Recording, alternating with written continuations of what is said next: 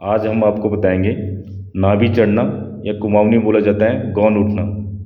इसको किसी बीमारी की तरह ना लें, ये किसी स्वस्थ मनुष्य में भी हो सकता है। नाभि को आयुर्वेद में और योग में शरीर का केंद्र माना गया है। ये जब कोई भारी वजन उठाता है या देर तक झुककर काम करता है या ऊंचाई से कूदता है तो ये नाभि विस्थापन हो जाता है। इसके लक्षण है पेट गुब्बारे की तरह फूल जाता है, पैरों में दर्द होता है, उल्टी आती है, पेट में मरोड़ होती है। इसको गौन बोल के बोला जाता है। ग्रामीण क्षेत्रों में आपने देखा होगा कई महिलाएं इसकी एक्सपर्ट होती हैं और मालिश करके सही करती हैं। गुब्बारा सा उठता है और इधर उधर चले जाता है, पेट में कभी दाएं की ओर कभी बाएं ओर घूमता रहता है गुब्बारे की तरह। इसको नाभि चढ़ना बोला जाता है। हालांकि मॉडर्न साइंस में इसको कोई समस्या नहीं बोला जाता है, लेकिन आयुर्वेद में ये अपने सैकड़ों सालों से इस समस्या को नाभि चढ़ना बोला जाता है। इसको सही करने के लिए हम आपको कुछ योगासन बताएंगे। ये 4 योगासन है: उत्तान पादासन, नौकासन, मकरासन और मंडूकासन। सबसे पहले आप नाभि खिसकने का पता कैसे करें। नाभि से दोनों पैर के अंगूठों की दूरी नापी जाती है एक धागे से।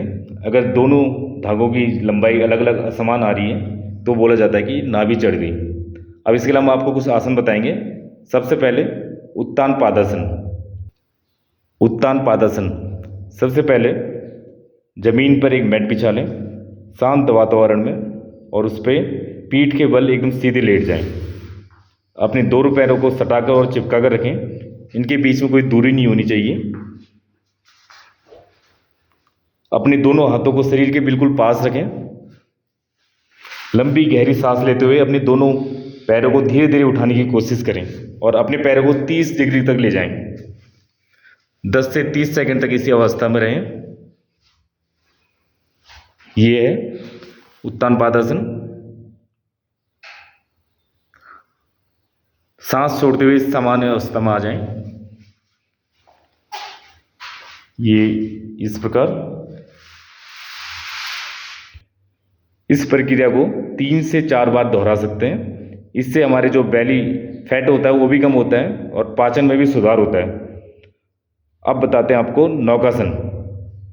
नौकासन करने के लिए भी सबसे पहले पीठ के बल मैट पे सीधा लेट जाएं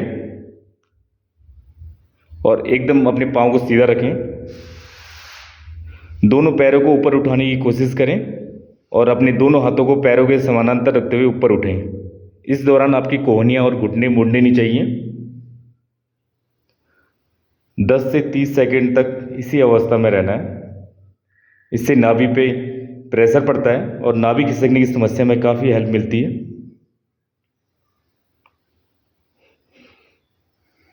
गर्भावस्था में इस आसन को करने से बचना चाहिए। अगर माइग्रेन, सर दर्द, हाथ पैरों में दर्द है तो इस आसन को ना करें।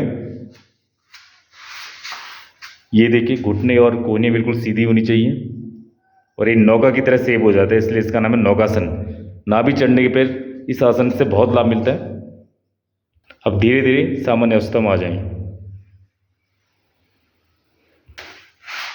अब तीसरा आसन है मकरासन, जिसको नाभि चढ़ने पर नाभि सही करने के लिए किया जाता है। इसमें पेट के बल लेट जाएं, अपने पैरों को एकदम सीधा रखें।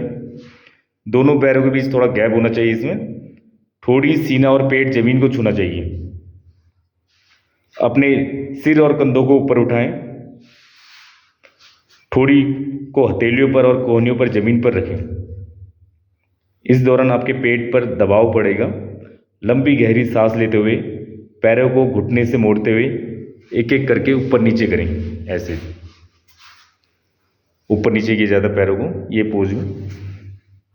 ये मकरासन। इससे हाई ब्लड प्रेशर के मरीजों को भी काफ़ी लाभ मिलता है। नाभि चढ़ने में इस अवस्था में पेट पे बहुत नाभि पे दबाव पड़ता है।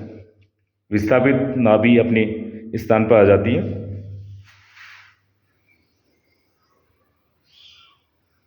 कमर दर्द होने पर इस आसन को करने से बचना चाहिए।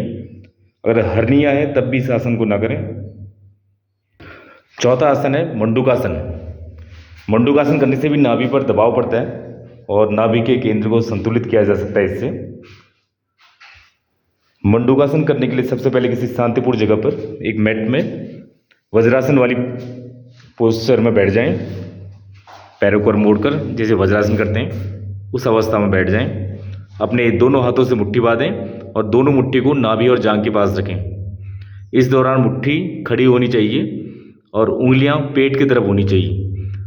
सांस छोड़ते हुए आगे की तरफ झुकें और छाती से जांघों को छुएं।